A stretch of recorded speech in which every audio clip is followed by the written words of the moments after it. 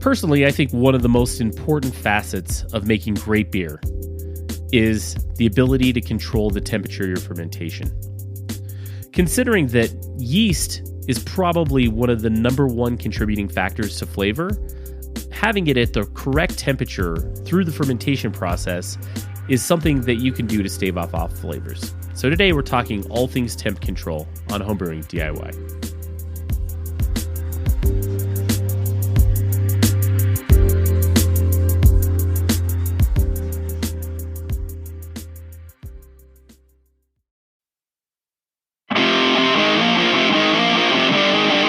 Keeping a clean brewery is the key to making great beer that doesn't get contaminated.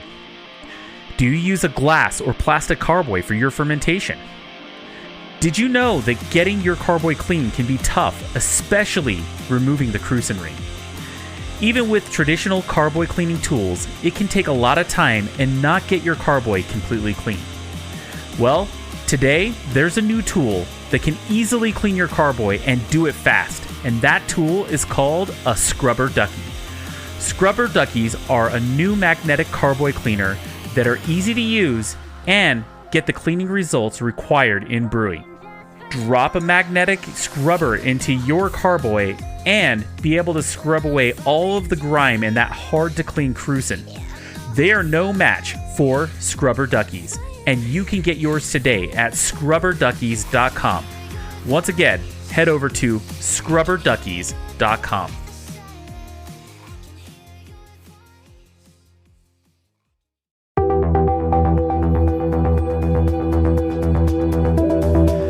Building recipes and taking good notes are two of the key fundamentals of making great beer. This is one of the first things that you learn when becoming a new brewer. I started taking notes on a sheet from my extract kit and then quickly moved to brewing software. I've tried many different types of brewing software, and then I found Brewfather. This is the one piece of software that you need for recipes and very detailed brew day notes, as well as fermentation notes. Brewfather also integrates with some of the topics that we discuss on this show, like the till hydrometer, the ice spindle, and ferment track. You need no other piece of software than Brewfather. One of the best parts of Brewfather is that you can try it for free. All you need to do is head to our website, homebrewingdiy.beer, and click on the Brewfather banner to sign up for free today. Once again, that's homebrewingdiy.beer and sign up for Brewfather today. Have you ever wanted to make a podcast? Do you have a subject you want to discuss with listeners? Do you even know where to start? Well, if you want to make a podcast and you want to get started now, I could not recommend Anchor enough. Anchor is the easiest way to make a podcast. Anchor gives you everything you need in one place for free, which you can use right from your phone or computer. Creation tools allow you to record and edit your podcast so it sounds great. They'll distribute your podcast for you so it can be heard everywhere: Spotify, Apple Podcasts, Google Podcasts, and many more. And you can easily make money from your podcast with no minimum listenership. Hey, look, I shopped around for a place to post my podcast, and Anchor was the easiest, most streamlined experience you could ask for. So if you're looking for a place for your new podcast, download the Anchor app or go to anchor.fm to get started. Once again, download the Anchor app or go to anchor.fm to get started.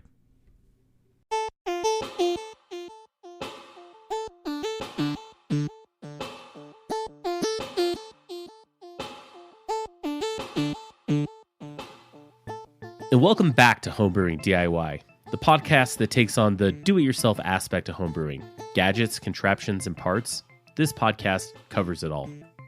On today's show, we're going to talk about all things fermentation temperature. We're going to talk about fermentation chambers. We'll talk about temperature controllers and how you get through that fermentation and control the temperature. And then we're going to go out to the community and find out how they control their temperature and see if we can learn any new tips and tricks. But first, I'd like to thank all of our patrons over at Patreon. It's your ongoing support that keeps this show coming to you week after week. Head over to patreon.com/homebrewing DIY and give it any level. We still have a couple scrubber duckies to give away, so if you head over and give at the $5 level, you can get a free gift from our sponsor, Scrubber Duckies. So I've got one or two left, so it would probably now would be the time. We also still have a special going on for the first 20 $1 patrons getting access to our ad-free RSS feed and a logo sticker. Head over right now to patreon.com/homebrewing DIY. Another way to support the podcast is by writing us a review.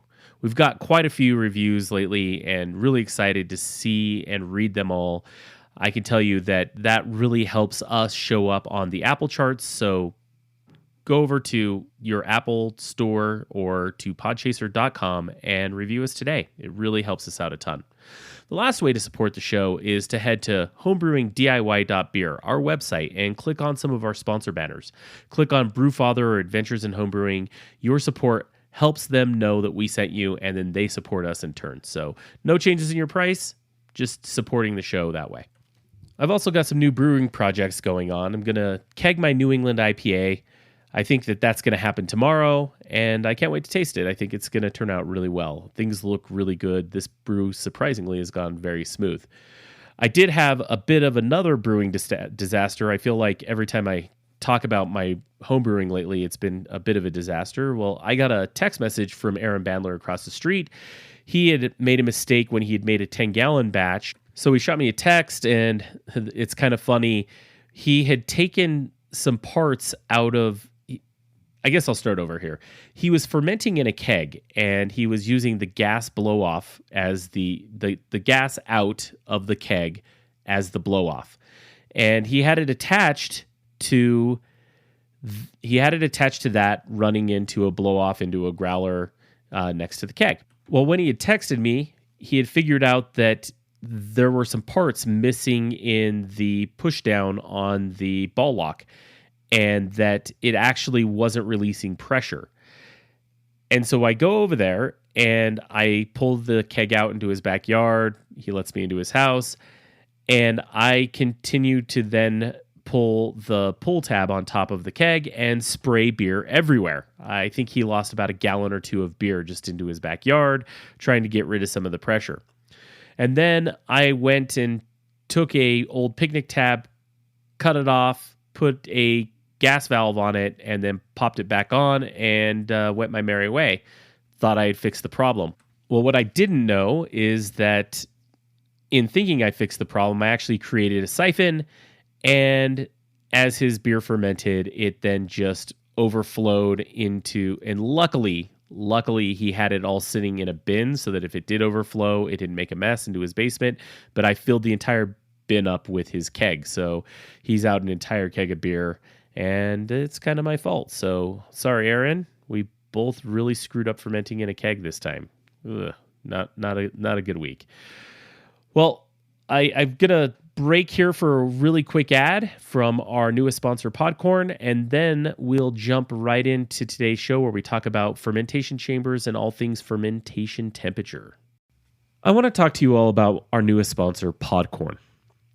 Podcorn is a marketplace for podcasters like me to be able to look and find new sponsorships.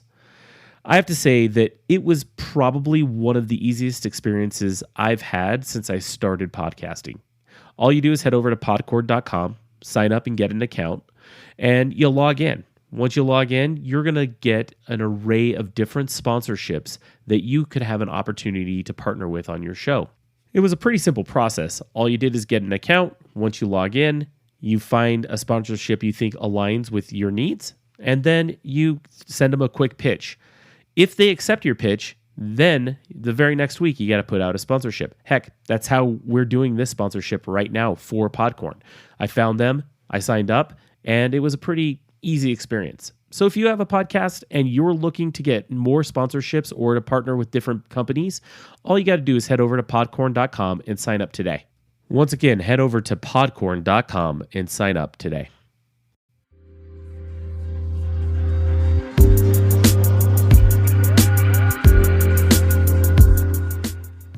Well, welcome back. We're going to have a bit of a different format change today. Normally on this podcast, I have a guest. And for the first time, and this is completely on purpose, I actually chose to not have a guest. I wanted to do a bit of a deep dive into a single subject. So at first, what we're going to do is have a deep dive by me about that particular subject, which this week is going to be fermentation chambers. And then after that, we're going to go out to the community and talk to them a bit about what they have done. And I think that will be today's show. So let's first talk about fermentation chambers and why fermentation temperature control is so important. I think the first reason why temperature control is so important is that let's just dive in a bit about yeast. Yeast, depending on the type of yeast that you use, has a certain temperature range. So for example, if you use a standard, I would say my number one go-to yeast is the SAFL US05. And when you use a yeast like SAFL US05, it actually has a pretty big temperature range. I believe that when you read the back of the package, it range anywhere from the upper 50s all the way to about 75 degrees is what the standard range for that yeast is. And the idea is that if you have it anywhere in that range, it's going to give you a fairly clean fermentation profile. That being said, different temperatures are still going to give you different flavors. So for example, when I use SAFL US05, my main shot is trying to get in the middle there, right? I usually ferment anywhere between 65 and 67 degrees. And what I try to do is actually have the beer temperature be those temperatures, not my chamber temperature be those temperatures, right? So one of the things that I use as a trick for that is having a thermowell that drops right down into the center of my beer. I have a stainless steel tube. I put a temperature probe down that stainless steel tube, and then that tube actually sits all the way down in the middle of my beer, and that gives me a very accurate temperature. One thing that you'll find with temperature control is that if you are only looking at the chamber temperature, so you have a standard temperature controller, then one of the things that you'll find is that you're going to have only the temperature of the chamber itself and not the actual temperature of the beer. And once fermentation happens, that could be a very big difference. Let's say the room you're in is 65 degrees, but with the heat created from actual fermentation, that could be all the way up into the mid 70s sitting in that temperature. So I think it's really important that whenever you do have temperature control, whatever you're using to control it is either a thermowell down into your actual beer, or is at least taped to the side of your fermenter, as long as it's plastic or thin enough to actually transfer some heat there, so that you're actually getting as close to the beer temperature and not just your chamber temperature. So kind of a trick there. But back to yeast, that's where we were talking. So different yeasts have different temperature ranges. And when you get into more liquid yeast or lager yeast or really just more specialty types of yeast, that range becomes a lot smaller. So for example, if you were to get a lager yeast, it might have a range of only 55 to 60 as the temperature range, or 50 to 60, and anything over 60 is going to give it an off flavor. That's really the idea of why you want to have good temperature control. Is it's all dependent upon yeast and the flavor that you're trying to go for. The other thing that I think is really important with temperature control and why you want to have it is that when it comes to home brewing, the main approach to home brewing is looking to recreate the different styles of beer and trying to recreate different classic styles or true to style beers in the home. And so when trying to do so, you want to recreate as much of the correct environment to get that style. Now, don't get me wrong, homebrewing's an art. You can do whatever you want. If you like to have a ale temperature beer that is always fermented at 75 or just done at room temperature in your basement, there's no wrong way to make beer. If you make good beer that way, great. I'm going to come over, I'm going to drink it, and it'll probably taste great. But for me, when I'm trying to go for competitions or when I'm trying to make beer for the club, I want it to be as true to style as possible, and temperature control really plays a big part of that. So let's do a bit of a deep dive into my temperature control of the past and how I kind of got there. When I first started homebrewing, I was like everybody else. I brewed in my garage, moved it down to my basement. I actually had a pretty cold basement, probably in the mid to upper 60s, and I would move whatever beer I was making down. I had an empty bathroom down there, and I would move my beer down into the bathtub, which actually was great. It gave me a great place when I would have blow off and it wouldn't go everywhere. So that was definitely a great way to start out. But as I progressed, I wanted to actually create more temperature control. So my first temperature controller is my current fermentation chamber. I've talked about it a few times on the show, but I'll dive into it again for those that this might be the first time listening. My fermentation chamber is actually kind of hard to do. I got to be honest, I really wouldn't recommend doing a fermentation chamber like this, though I see many of them on forums. I see pictures of them everywhere. There's a couple guys in the club that have similar setups to me. But to be honest, this is not the way, if I were to redo it today, I would do it. But it is the chamber I have. So my fermentation chamber I currently have is an old dorm fridge. And what I did is I ripped the door off of it. It doesn't have an actual door on the front of it.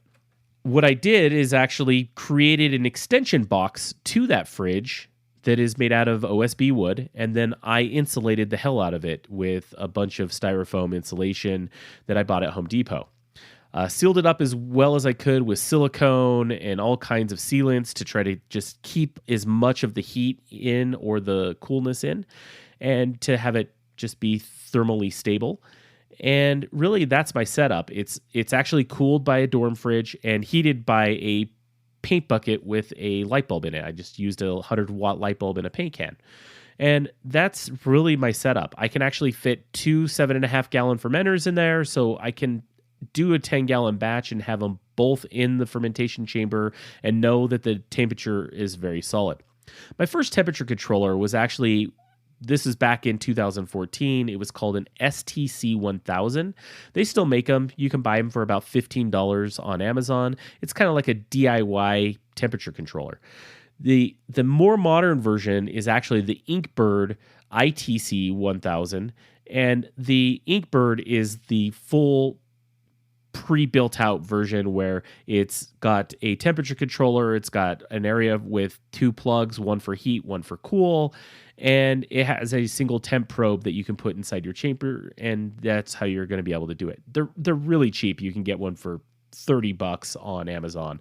Highly recommend getting one, and I will have a link to it in the show notes. So if you're looking for, I call it the first level of temperature control, I think that the ITC 1000 is probably the best for the money controller you could get today when it comes to just kind of, I want an out-of-the-box solution. Well, I had that for about 6 months, brewed a bunch of beer with it, and it worked out great. It's a super solid controller. And then from there, I decided, hey, I wanted to get a little bit more advanced. So in 2014, I built my first brew pie setup. And it was a pretty cool project. This was the first project I ever used an Arduino on. I used an Arduino Uno on it. And I created my first ever brew pie setup. And this is using the classic old model. You had to flash the EEPROM, and it was kind of a pain in the butt to set up. But I found some instructions that you could do without having to solder. You could actually use some wire nuts and have a brew pie up and running off of the Arduino. I did actually do soldering on it and did a really cool job of creating my own kind of circuit board out of wires. It was really cool setup. But what this temperature controller allowed me to personally do was to set up my first ever PID setup for temperature control in a fermentation setting. And what a PID does is it allows you to get within a 1/10 of a degree of temperature. And I'll recommend, if you really want to go into a deep dive of a PID, you should listen to episode 8 of this podcast. That's the podcast where we talk about FermentTrack, and we get into a pretty deep dive on a PID. But the idea is that it's a control algorithm that allows you to be able to stay within a 1/10 of a degree, period. You use the beer temperature, and that temperature doesn't swing. Your fridge and your heat may swing multitudes of degrees in either direction, but that beer temperature stays stable. And one of the cool parts that I found with my PID controller is it even factors in the heat created by fermentation itself. It's kind of an amazing setup, and I highly recommend that if you can roll up your sleeves a bit and create either a brew pie or a brew pie less or a brew pie remix or a ferment track setup. They all kind of run off of the same controllers or have very similar setups. These are all great methods to be able to have really solid temperature control. And for not very much money, I think you could probably get into one of those start to finish for less than $50. So definitely something I would recommend.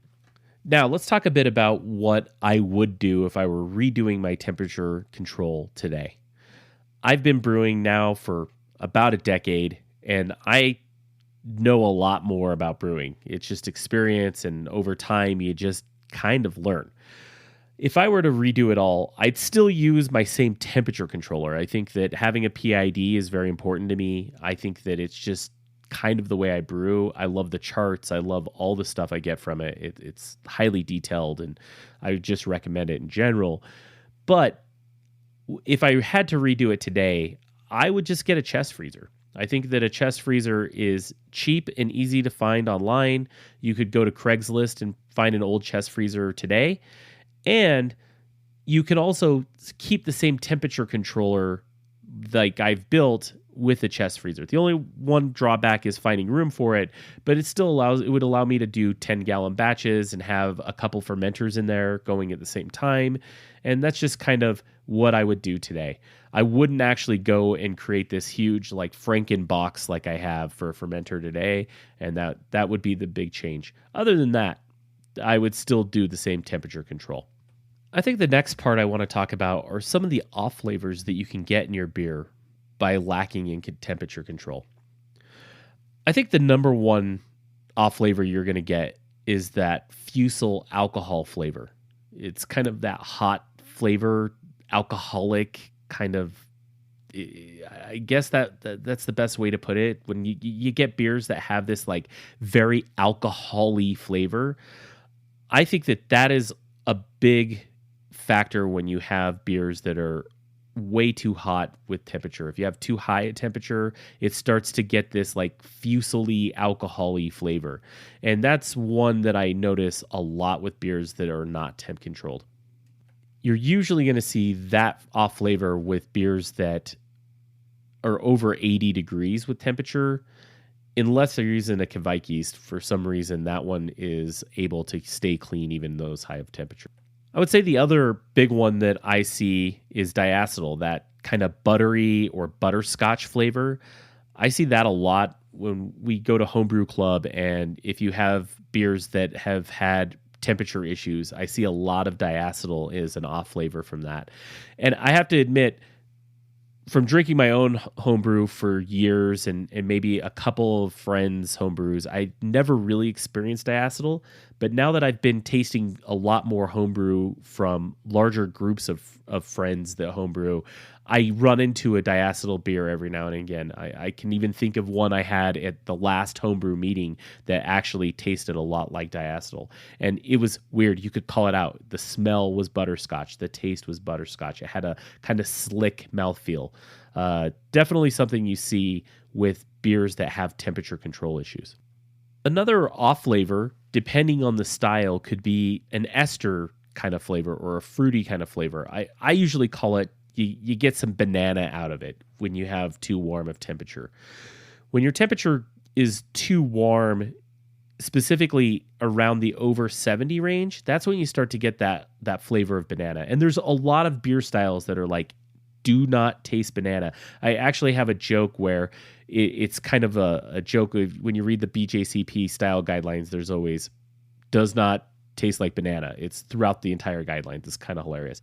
I will say there are certain styles that like banana. For example, Hefeweizen, to have banana and clove in it is totally fine. Clove is if you get it in the 60s, you go over 70, it starts to throw off bananas. But if you can get that balance right in a good Hefeweizen, totally fine.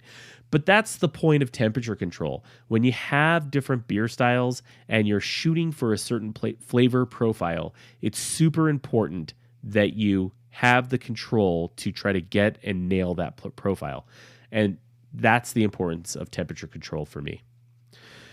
Well, I think I've been going on and on and on about temperature control myself, and I think that now let's just hop out to some people on some social media and have some feedback about what they do and see what it sounds like. So let's just jump right into it and start reading some of the feedback that we got. I put a call out to Facebook, Instagram, and got some really great responses. And what I asked everyone was, hey, what are you doing to control your temperatures for your fermentations, and what do your setups look like? And so here's an example of one. I got this one from Sag Harden Anthony IV, and I'm going to read this out to you. I had an AC unit in my fermentation chamber all last year. Then I got a mini fridge around Christmas and rebuilt it with the mini fridge. I have since gotten a heater to keep it warm when it's cold, and I have a fan to recirculate air if I need it. Also, I built mine from scratch. And he actually has a photo here, and he has this, it's actually quite a beautiful wood box with a lid, almost like a chest freezer. It's got a handle on the front, but it is built himself, and he's got a mini fridge inside of it. He's made it with plywood, and it's insulated with styrofoam. Pretty cool stuff. But very similar to mine, where he's using a mini fridge, and then he's also using some sort of heater, I believe, probably something similar to like a light bulb in a paint can, but still a very, very cool fermentation chamber. The one thing that he did mention there that I didn't dive into when talking about fermentation control earlier is having that fan to recirculate air really, really helps, especially when you have those types of PID controllers. Having that air circulate really keeps things even throughout. So that's definitely an add-on I would recommend to any fermentation chamber that you build. Here's a comment from Steve Trexler. Chest freezer with temp controller in the summer. In winter, I put a small quartz heater in the freezer and use a temp controller on it. I can keep whatever temperature I want. And I asked him, what kind of temperature controller are you using? And he sent me a link. He's got a Johnson controller, the A421ABG-02C.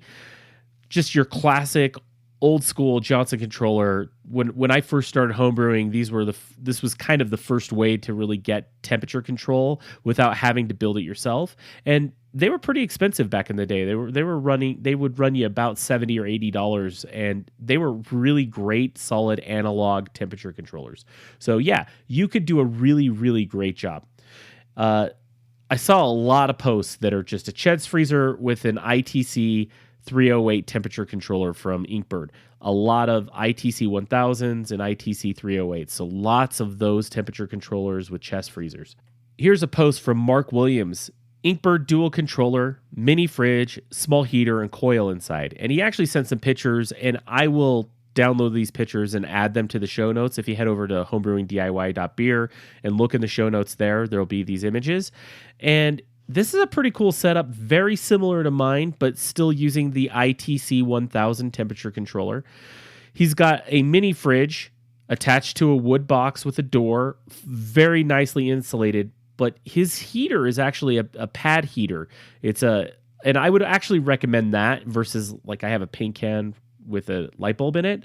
I would actually recommend the pad heaters. You're going to not worry about light bulbs burning out. You're not going to have issues. And he's even got a great photo of 2 of his 6.5 gallon fermentation buckets in there. It's all great stuff. And he did it for less than $100. And he said he could keep his control within 1 degree. So if you're not down to that 10th degree like I am, a 1 degree swing isn't going to be a big deal. And he's using even he actually puts his temperature down into a thermal well. So really, really cool setup, and I'll definitely show some pictures there. And I think the last part that I want to talk about is Ian Herbert, who's actually one of the patrons to the show. We have a really cool Discord server that if you're a patron, we give you access to, and you can chat with me all you want, and we chat with each other. It's kind of turning it into a fun, small group of people that really like the show, and we talk about our homebrewing projects and what's going on. But Ian Herbert is in the process right now of creating his fermentation controller for his fermentation chamber. And we were having quite the conversation about it. And he was asking me, hey, how do I wire my ESP8266 up for a Fermentrack controller? So kind of the funny thing about the Fermentrack controller is that it was originally built on the ESP8266, but because it used the same EEPROM as the Arduino Uno and is really using the same scripting language, you could actually still use an Uno. And that's actually what I've done. My Arduino Uno is actually what still runs it, but I run it on Fermentrack. So I didn't even need to reflash it. All I had to do was put the new web server on, and it picked it up right away. It was actually super easy for me to install because I'd already built it. But we were having quite the conversation, and it was kind of cool to walk through with Ian all of the steps that he's going to need to do to build it. So he's got a Raspberry Pi, and right now he's in the process of flashing that Raspberry Pi. He's got to flash it. You have to get access to it via SSH. You want to install the Fermentrack software, which is great. John Beeler, who was on the show, one of his main goals of creating this software was to make it into a one-line install, and it really is. You just type in a single line of code. Well, it's not a line of code, a single command into the SSH of your Raspberry Pi, and it installs all of the software that you need. And then from there, once you have the hardware built, all you got to do is flash it straight from that software. So it's a very super easy thing to build. The cool part is that he's in that process. He's got to flash it. He's got to wire it up. And here's a couple of tricks that I will tell to Ian, and I'll tell to anyone who wants to build a Fermentrack today. First of all, when you get your Raspberry Pi, you have to turn on SSH. You just drop the file into it. You could do it headless and do a hardwired plugin when you get set up so that you can get on the Wi-Fi easy. And then you're going to do that one code or the one line command and install your software. The other thing I'll tell you is go into the Homebrew Talk forum for Fermentrack and really look for an updated PCB that they found, or you can just go to pcbs.io. That's pcbs.io, and you could just search for Fermentrack, and you'll find a PCB there, and just look for the most recent update, and you'll want to buy it there. And what you're going to get is it's about $15 for 4 boards, but it's going to give you 4 boards that you could solder and actually create 4 full devices out of that. If you had all the temperature probes and you had 4 plugs with a couple of relays, that's really all that it takes. It's not a big deal. And then once you actually put all of that together, the cool thing about getting a PCB pre-made is that the wiring diagram is already done for you. You don't have to really think about it. You just put the ESP in and it's all wired up, and then you're going to add your external devices to that, which is your high power and the relay, and then you're good to go. And at that point, you're good to go and set up. And so that's my recommendation to Ian is like, hey, go buy the PCBs. It's totally worth the money. And that's pretty much it. It's other than that, it's a very, very simple, easy to set up device that's going to give you really, really, really good temperature control.